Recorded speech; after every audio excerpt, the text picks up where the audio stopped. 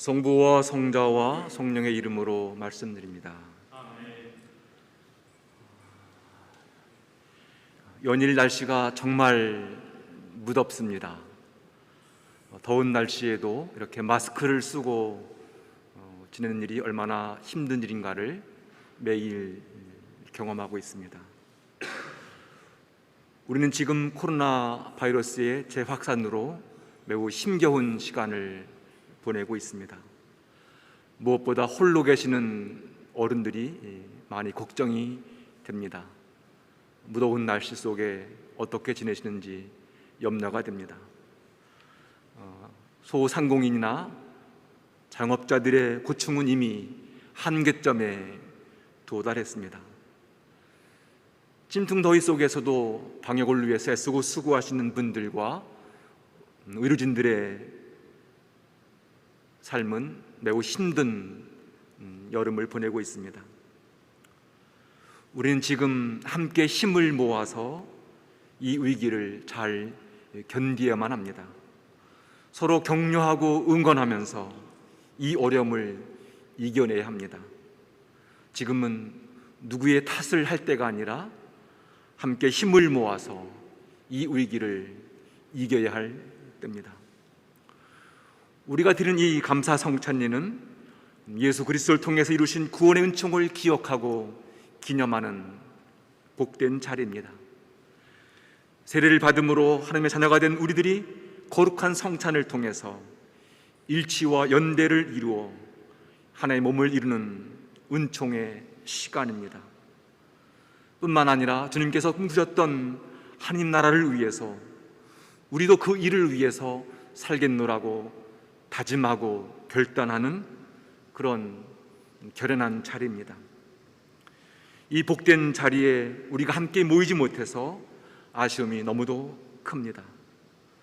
우린 지난 1년 6개월 동안 우리가 그동안 해오던 방식으로 성탄예를 드리지 못했고 함께 참여하지 못하고 있습니다.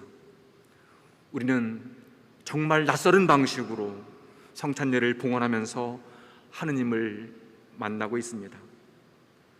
우리의 몸은 떨어져 있지만 서로를 그리워하는 마음, 더 가까이 가고 싶은 마음은 변함이 없습니다.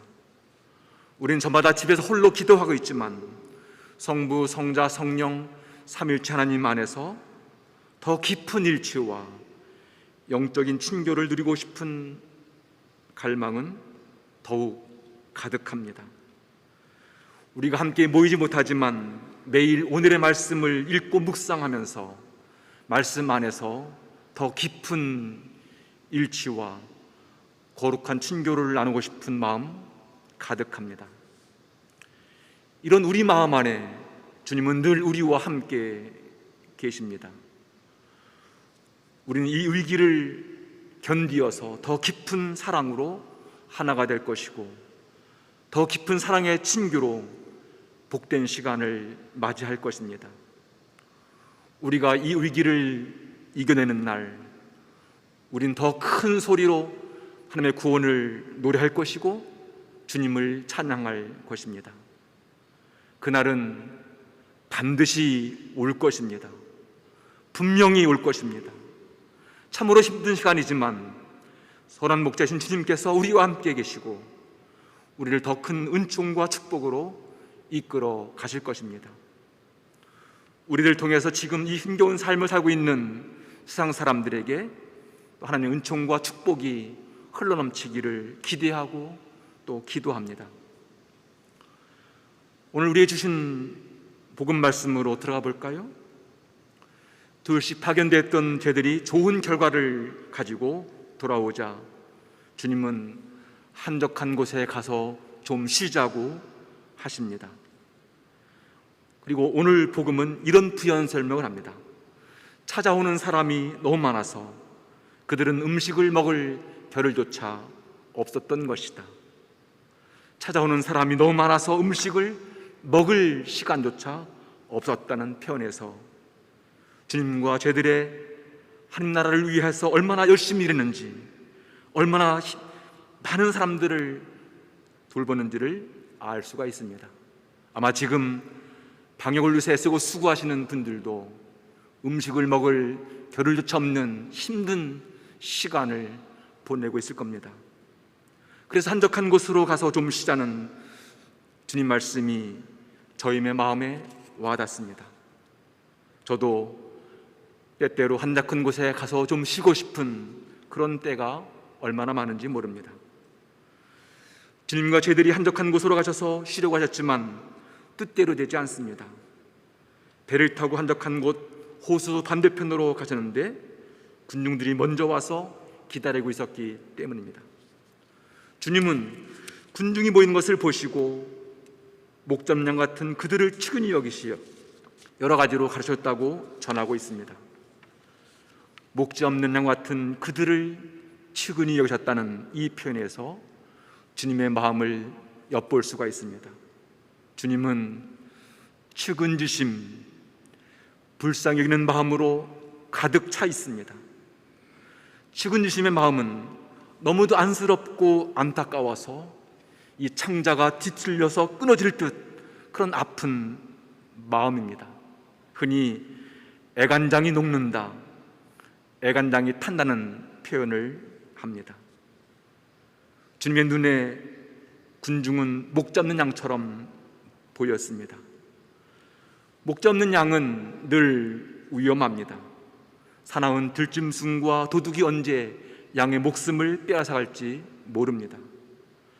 목 잡는 양은 좋은 꼴을 먹지 못하고 시원한 물을 마실 수가 없습니다. 양은 방향 감각이 없는 동물입니다. 그러므로 목자 없는 양은 길을 잃기가 쉽습니다. 목 잡는 양은 늘 위기 상황 속에 있기 마련입니다. 주님은 목 잡는 양 같은 군중들을 되돌려 보내지 아니하시고 가르치십니다. 가르쳤다는 말은 좋은 꼴로 그들을 먹이셨다는 말입니다. 이런 주님 모습은 양을 사랑하고 돌보는 착한 목자의 모습입니다. 하지만 오늘 복음 말씀의 전후 맥락을 살피면 이런 주님 모습과는 전혀 다른 사람들의 모습을 우리가 보게 됩니다. 한 사람은 헤로데 왕이고 또 한 분은 종교 지도자의 모습입니다. 헤로데 왕은 백성을 다스리는 정치 지도자이고 율법학자나 바리새파 사람들은 하나님의 법으로 백성들을 가르치는 종교 지도자들입니다. 구약 성서에 의하면 왕이나 제사장은 하나님의 백성을 섬기고 돌보라고 세운 하나님의 목자입니다. 하지만 헤로데의 모습에서 착한 목자의 모습을 찾아볼 수가 없습니다.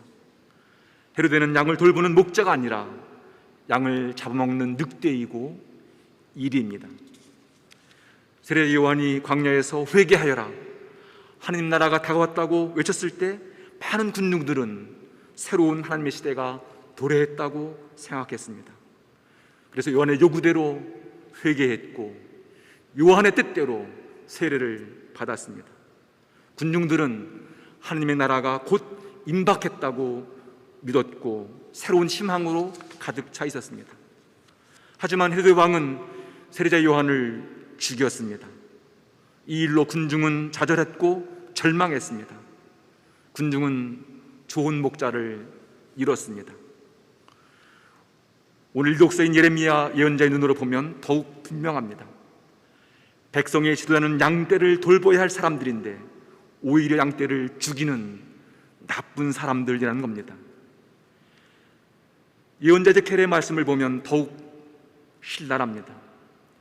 양을 돌보아야 할 몸으로 제 몸만 돌보는 이스라엘의 목자들아, 너희가 젖이나 짜먹고 양털을 깎아 옷을 해입으며 살찐 놈을 잡아먹으면서 양들을 돌볼 생각은 않는구나. 약한 것은 잘 먹여 힘을 돋우어 주어야 하고 아픈 것은 고쳐줘야 하며 상처 입은 것은 싸매줘야 하고 길 잃은 것은 찾아와 데려와야 할 터인데 그러지 아니하고 그들을 다만 못살게 굴 뿐이라고 탄식합니다. 주님은 군중의 모습에서 목자 없는 양의 모습을 보셨습니다. 그래서 그들을 측은히 여기셨습니다. 당신을 찾아온 군중들을 되돌려 보내지 아니하시고 환대하여 먹이셨습니다.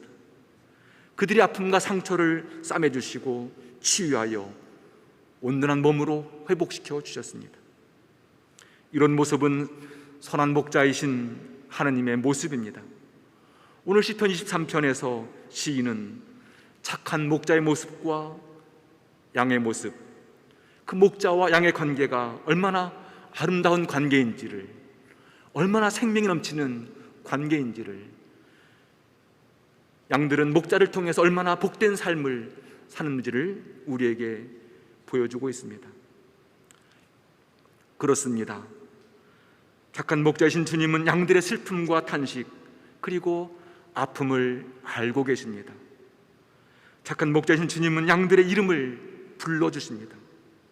양들을 푸른 초원으로 이끌어 가시고 쉴만한 물가로 인도하여 그들을 먹이십니다.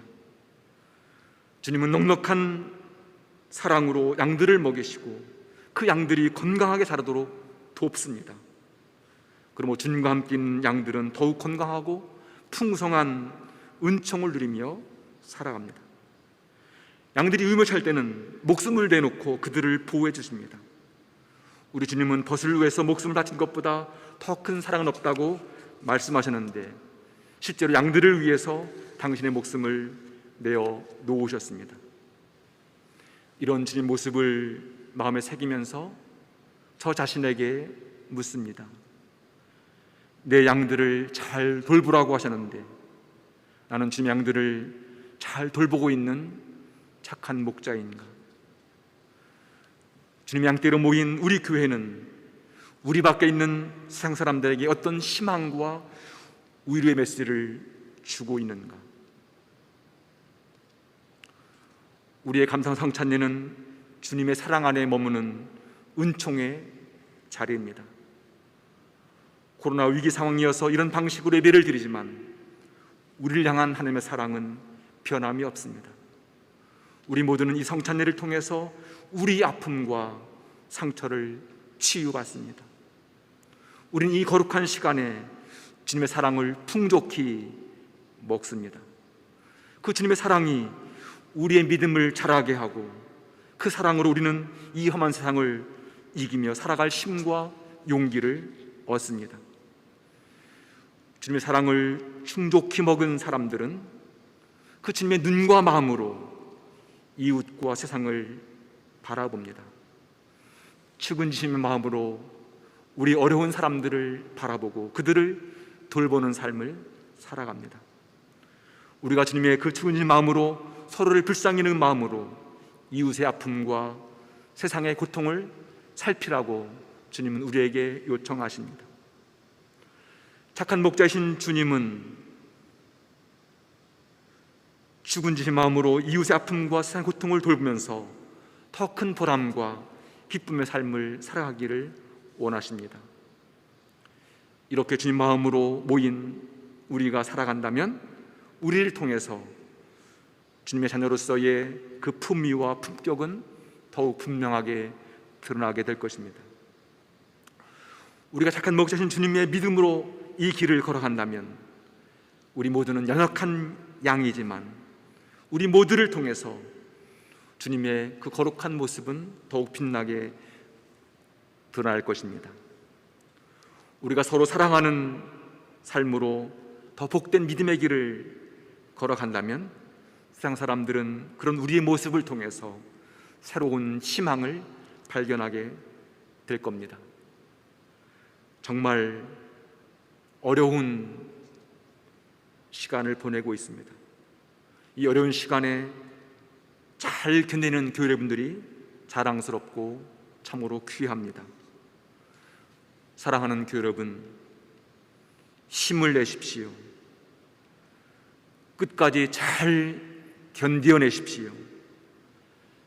착한 목자이신 주님께서 우리 모두를 사망의 음침한 골짜기일지라도 반드시 인도해 주실 것이고 쉴만한 물가로 이끌어 가실 것이고 안전하게 우리를 인도해 주실 겁니다.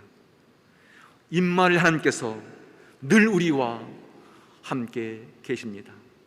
그러니 절망하지 아니하고 좌절하지 아니하고 우리의 믿음을 잘 견디면서 주의를 살피고 우리가 돌볼 사람들을 돌보는 주님의 거룩한 백성이 되기를 간절히 소망합니다. 그런 삶을 살려고 애쓰는 여러분 모두 위에 주님의 은총과 축복이 가득하시기를 간절히 기원합니다. 성부와 성자와 성령의 이름으로 말씀드렸습니다.